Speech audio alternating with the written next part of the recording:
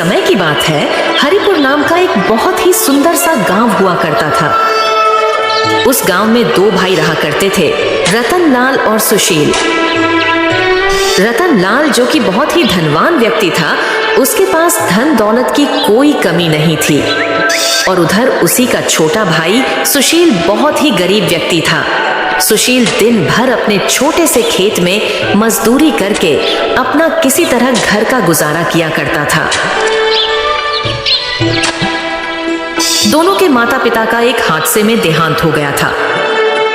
अपने माता पिता के गुजर जाने के बाद उसने बड़ी ही चालाकी से माँ बाप का सारा धन और सारी जमीन हड़प लिया और सुशील को एक छोटी सी जमीन दे दी ताकि वह अपना गुजर बसर कर सके।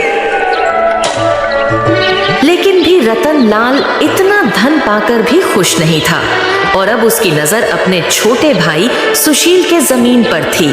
वह किसी भी तरह उसके जमीन को हड़पने की फिराक में था, क्योंकि सुशील की जमीन बहुत ही ज्यादा उपजाऊ थी।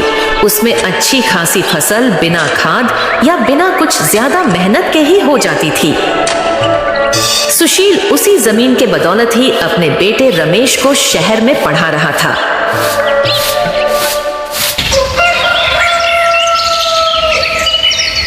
ऐसे ही एक दिन रामलाल सुशील के पास आता है। सुशील अपने खेत में काम कर रहा होता है। अरे सुशील, कैसे हो भाई? मैंने सुना है कि तुम अपने बेटे को शहर में पढ़ा रहे हो और इतनी सी जमीन में खेती कर रहे हो। बताओ, इतनी सी कम जमीन में खेती करके तुम अपने बेटे को कैसे पढ़ा पाओगे? उसके लिए पैसे कैसे जोड़ पाओगे? वो तो है भैया, पर मैं कोई ना कोई इंतजाम कर ही लूंगा। अगर कोई इंतजाम ना भी हो पाया तो मैं लोन ले लूंगा, लेकिन अपने बेटे को पढ़ा लिखा कर बहुत बड़ा आदमी बनाऊंगा ताकि उसको मेरी तरह दर दर की ठोकरें खानी ना पड़े। अरे मेरे छोटे भाई सुशील, तू कैसी बात कर रहा है? तू मेरे होते हुए कहीं और जाकर पैसे क्यों मांगेगा और क्यों लोन लेगा? मेरे होते हुए मैं ऐसा कभी नहीं होने दूंगा। भैया मैं तो समझा नहीं, आप क्या कहना चाहते हो? मैं तो तुम्हें बस इतना कहना चाहता हूँ कि तुम्हारे बेटे की पढ़ाई के लिए तुम्हें जो भी पैसे चाहिए वह पैसे तुम मेरे होते हुए किसी और से क्यों मांगोगे? आखिर मैं तुम्हारा बड़ा भाई हूँ, मैं तुम्हें पैसे दे दूंगा। अरे भैया, मैंने आज तक आपसे या किसी भी गांव वालों से किसी भी तरह का उधार नहीं मांगा है, तो अब कैसे ले सकता हूँ? अरे नहीं नहीं नहीं, कोई बात नहीं। तुम मेरे भाई हो, तुम मुझसे पैसे ले लेना और बदले में अपने खेत को मेरे पास गिरवी रख देना, जैसे कि बाकी गांव वाले रखते हैं। अरे नहीं नहीं भैया, मैं आपके पास मेरा खेत गिरवी नहीं रख सकता। इसी खेत की बदौलत ही तो मैंने मेरे बेटे रमेश को शहर में पढ़ा रहा हूँ और मेरा घर का गुजारा मात्र यही एक खेत है। भैया मुझे माफ करना, मैं आपको यह खेत नहीं दे सकता और मुझे पूरा विश्वास है मैं इसी खेत से ही एक दिन मेरे बेटे को पढ़ा लिखा कर बहुत बड़ा आदमी बना दूंगा। मुझे माफ कर देना भैया, मैं आपके पास अपना खेत गिरवी नहीं रख सकता। यह सुनते ही रतन लाल वहां से बहुत गुस्से में अपने घर चला जाता है। वह कुछ भी नहीं कर सका और सुशील भी अपने काम में लग जाता है। ऐसे ही कुछ दिन बीत जाते हैं। रतन लाल, तुझे कैसे ना कैसे करके उस सुशील से वह जमीन तो लेनी ही पड़ेगी। रतन लाल इतना कहकर सोच में पड़ जाता है कि सुशील की जमीन को कैसे लिया जाए। तभी उसके दिमाग में एक तरकीब सूझती है और वह सुशील के घर चला जाता है। अरे सुशील भाई, मुझे तुम्हारी खुदगर्जी देखकर बहुत अच्छा लगा। मैं तुम्हारा बड़ा भाई होने के नाते तुम्हारी मदद करना चाहता हूँ और तुम भी मेरी मदद लेने से इनकार नहीं कर पाओगे और तुम मुझे अपना बड़ा भाई मानते हो तो मेरी मदद लोगे। ठीक है भैया, बताइए आप मुझसे क्या बोलना चाहते हो? भाई तुम चाहो तो मुझसे पैसे मत लो और ना ही तुम्हारी जमीन मेरे पास गिरवी रखो। तुम एक काम करो, जो गांव के दूसरी तरफ मेरी एक जमीन है ना, वह तुम्हारी जमीन से 4 गुना बड़ी है। एक काम करो, कुछ दिन उस जमीन पर खेती कर लो, उससे तुम्हें काफी मुनाफा होगा और उससे मिले पैसों से तुम अपने बेटे की पढ़ाई पूरी कर पाओगे। और बदले में जब तक मेरी जमीन तुम्हारे पास रहेगी तब तक तुम्हारी जमीन मेरे पास रह जाएगी। सुशील ना चाहते हुए भी बड़े भाई रतनलाल की बात मान जाता है। अच्छा ठीक है भैया, मुझे मंजूर है। रतनलाल बड़ी ही चालाकी से अपने छोटे भाई सुशील से कागजात पर अंगूठा लगवा लेता है, क्योंकि सुशील को पढ़ना लिखना नहीं आता था, इसलिए वह उस बात से अनजान था कि उन कागजात पर क्या लिखा है। ऐसे ही कुछ दिन बीत जाते हैं। ऐसे ही एक दिन जब सुशील उस जमीन पर काम कर रहा होता है। अरे भाई चलो, आज का तो काम खत्म हुआ। मैं बाजार से लाए सारे पौधों को पूरे खेत में लगा दिया हूँ। देखो तो कितने हरे भरे और सुंदर सुंदर दिख रहे हैं। बस कल सुबह का इंतजार है। इन्हें मैं कल सुबह फटाफट आकर सींच दूंगा। चलो मैं भी अब घर चलता हूँ। बहुत थकान हो रही है, साथ ही साथ बहुत जोरों की भूख भी लगी है। आज भाग्यवान को बोलूंगा मस्त मटर की सब्जी बनाए, फिर खाकर आराम से रात को सो जाऊंगा। चलो भाई। इतना कहकर सुशील खुशी खुशी अपने घर चला जाता है।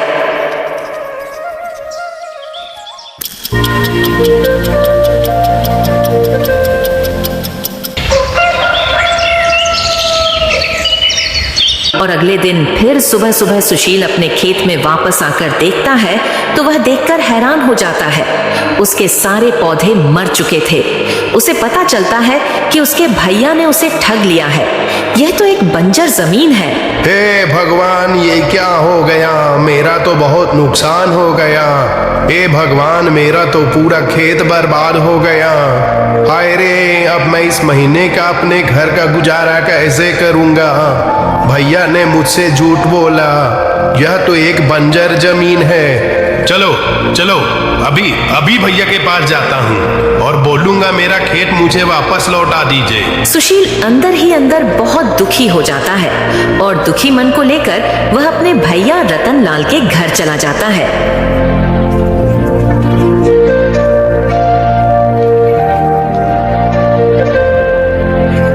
अरे भैया, आपकी जमीन मेरे किसी काम की नहीं है, क्योंकि आपकी जमीन एक बंजर जमीन है। इसलिए आप मुझे मेरी जमीन वापस लौटा दीजिए। क्या रे सुशील, पहले तू ये बता, तू किससे पूछ के अंदर आया?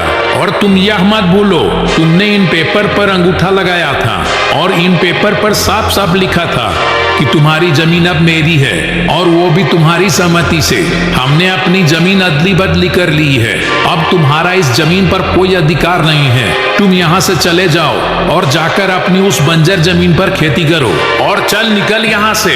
और दोबारा यहाँ आया तो तेरे ऊपर मैं पुलिस केस कर दूंगा। सारे कागजात पर सुशील का अंगूठा लगाने के कारण सुशील कुछ नहीं कर पाया और चुपचाप दुखी होकर वहां से अपने घर चला गया। ऐसे ही दिन बीतते हैं और एक दिन रमेश शहर से गांव अपने पिताजी के पास पढ़ाई की फीस के लिए फोन करता है। पिताजी, महीना पूरा हो गया है, कृपया मेरी फीस भिजवा दीजिएगा। बेटा मुझे माफ करना, घर में बहुत बड़ी समस्या आ गई है। अभी मैं तुम्हारा फीस नहीं दे सकता हूँ। मैं क्या करूँ? घर का गुजारा भी बहुत मुश्किल से हो पा रहा है। सुशील सारी बात अपने बेटे को बता देता है। मुझे माफ करना बेटा, लेकिन अब मैं तुम्हें और नहीं पढ़ा सकता, क्योंकि मेरा आय का स्रोत अब कुछ भी नहीं है। अच्छा ठीक है पिताजी, मैं कल ही गांव आकर समस्या का हल निकालता हूँ।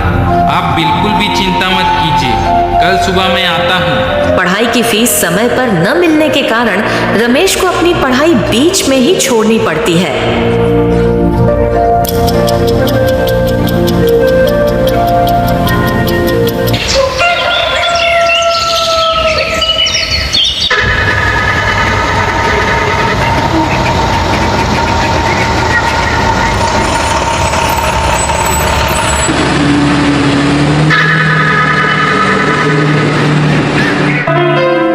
अरे वाह भाई वाह, आहा, गांव का वातावरण मजा ही आ गया। शहर में रह के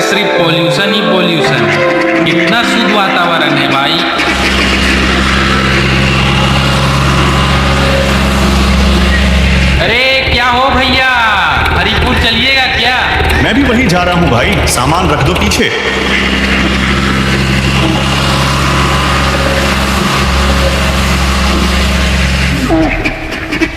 घर पहुंचने के बाद सुशील रमेश को सारी सच्चाई बता देता है कि किस तरह रतनलाल ने उसकी जमीन हड़प ली। पिताजी, मेरे पास एक तरकीब है, मैं जैसा बोलता हूँ आप वैसा करिए। रमेश सारी तरकीब अपने पिताजी को बताता है। फिर दोनों रात होने तक का इंतजार करते हैं।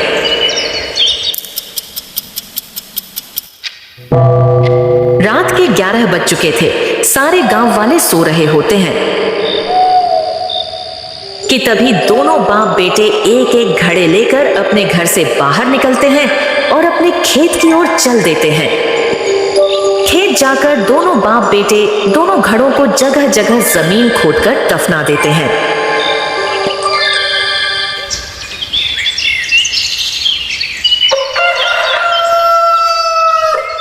अगले दिन पूरे गांव में चर्चा हो जाता है कि खेती की खुदाई के दौरान सुशील के खेत से 2 सोने से भरे घड़े निकले हैं।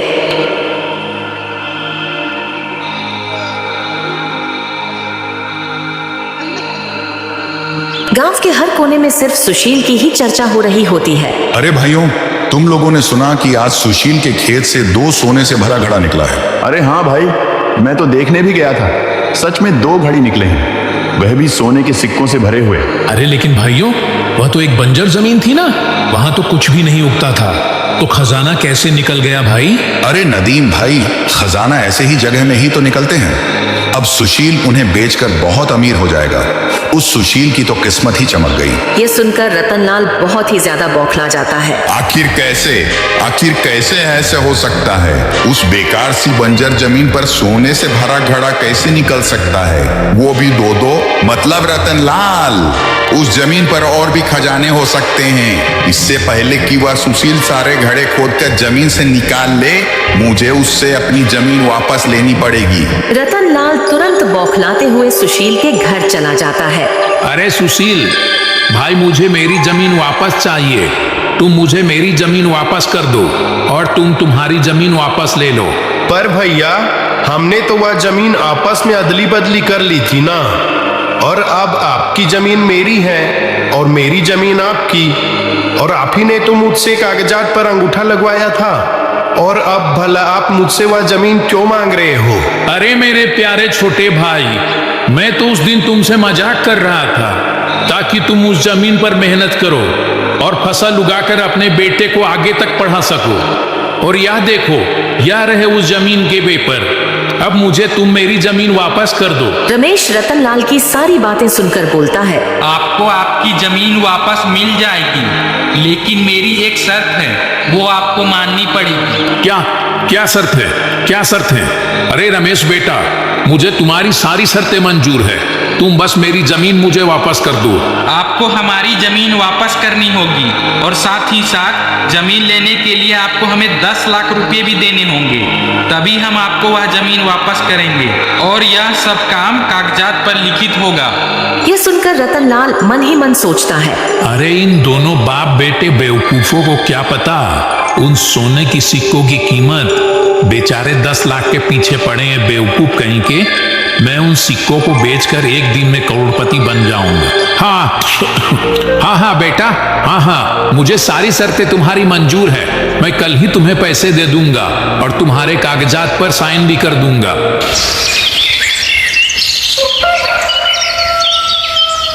अगले दिन रतनलाल कागजात पर साइन कर देता है और साथ ही साथ सुशील को सूटकेस से भरा 10 लाख रुपए भी दे देता है।